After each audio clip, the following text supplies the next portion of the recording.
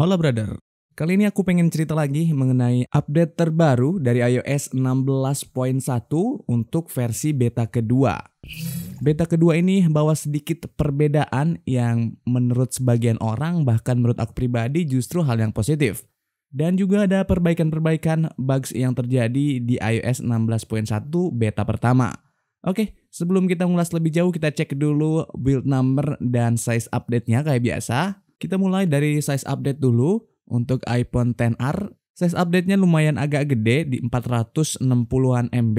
Sementara untuk build number-nya ada di 20B5050F.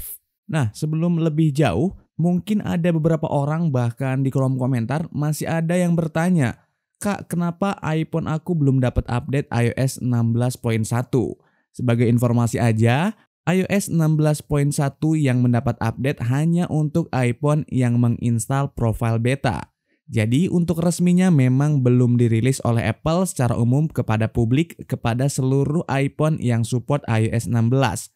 Jadi kalau kamu tidak ada update, nggak apa-apa, nggak masalah, bukan iPhone kamu yang rusak, bukan sistem kamu yang bugs, tapi karena memang secara resmi belum dirilis oleh Apple. Cuma buat kamu yang pengen coba-coba versi betanya atau versi yang masih dikembangkan oleh Apple melalui developernya, kamu bisa menggunakan beta profile, linknya ada di deskripsi.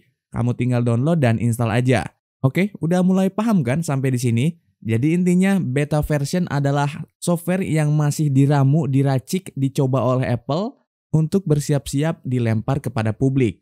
Mudah-mudahan sekarang kamu udah jauh lebih tahu lagi dan kamu bisa ngasih tahu teman-teman kamu yang lain. Baik nanti kalau kamu nemu di kolom komentar atau mungkin waktu kamu ngumpul sama teman-teman kamu ada yang nanya, kamu bisa jelasin. Oke, kita lanjut. Beberapa fitur dan pembaruan yang terjadi di iOS 16.1 beta 2 ini. Yang pertama adalah perubahan dari icon baterainya. Yaps, ini hal yang sangat menyenangkan dan menggembirakan seharusnya karena sekarang look baterainya itu udah lebih aktual. Jadi grafis yang ditampilkan di icon baterainya akan mengikuti aktual daya baterai yang tersisa pada iPhone kita. Misalnya aja iPhone kita baterainya tinggal 50%, maka grafis icon baterainya akan ngikutin sesuai dengan persentasenya. Jadi sekarang kelihatan lebih dinamis lah, nggak statis dan kaku kayak versi sebelumnya. Dan kalau boleh aku ngasih masukan lagi ke Apple nih, siapa tahu nanti ada karyawan Apple atau bahkan CEO-nya sendiri yang nonton video ini. Mungkin kedepannya Apple itu bisa ngasih beberapa opsi grafis yang bisa ditampilin di icon baterainya, kayak di handphone-handphone Android, kayak di Huawei misalnya. Biar si user itu lebih personal dan lebih punya keleluasaan untuk mengcustomize sesuai dengan maunya user. Yang kedua adalah perbaikan bugs yang waktu kita kopas teks dari satu aplikasi ke aplikasi lain, waktu kita mau mem-paste teksnya itu kadang muncul prompt terlebih dahulu. Untuk kita setujui baru bisa di-paste di aplikasi yang kita tuju. Sebenarnya isu ini udah di-solve juga sama Apple di iOS 16.0.2. Jadi udah aman sih.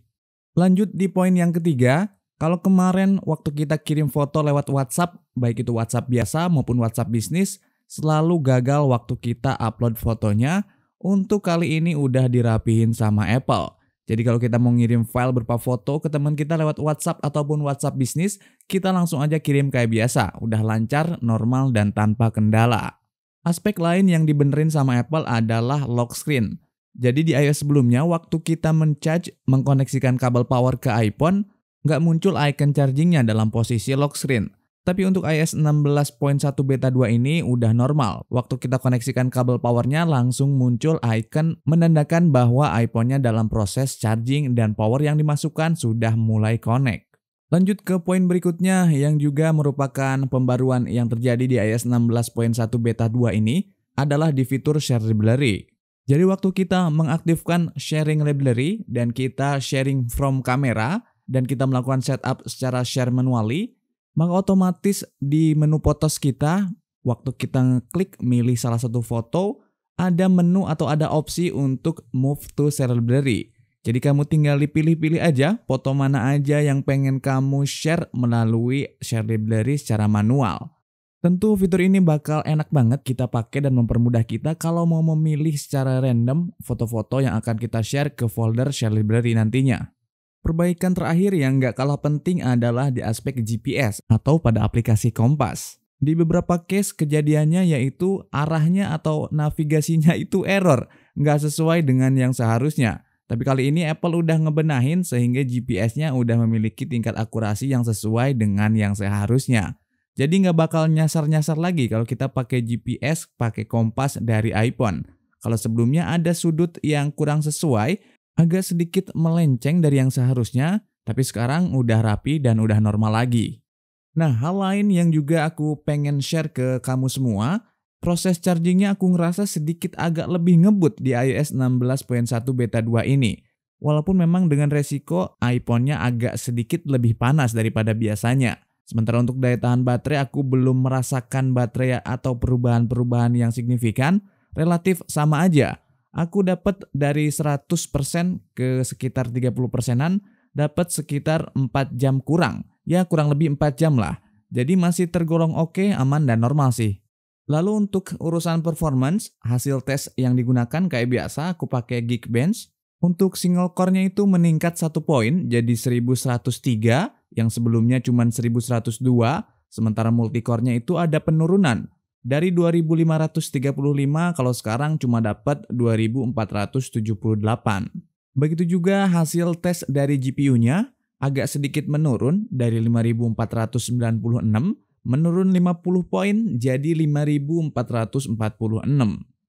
Oke, gimana nih menurut kamu dengan beberapa fitur terbaru yang udah mulai Apple benahin, yang udah mulai Apple rapihin, yang mulai Apple juga improve untuk membuat kita semakin nyaman, semakin cinta dengan iOS 16 ini? Coba barangkali kamu udah coba juga iOS 16.1 beta 2, kamu ceritain pengalaman kamu di kolom komentar. Barangkali ada pertanyaan, kebingungan, dan kebimbangan, silahkan kamu juga tulis aja di kolom komentar. Mudah-mudahan aku bisa ngebales dan ngejawabnya. Itu aja informasi yang bisa aku sampaikan di video kali ini. Jangan lupa like, share sebanyak-banyaknya, subscribe channel ini, nyalakan loncengnya, dan terima kasih telah mendukung setiap video yang aku buat. Thank you for watching. I'll see you. Bye-bye.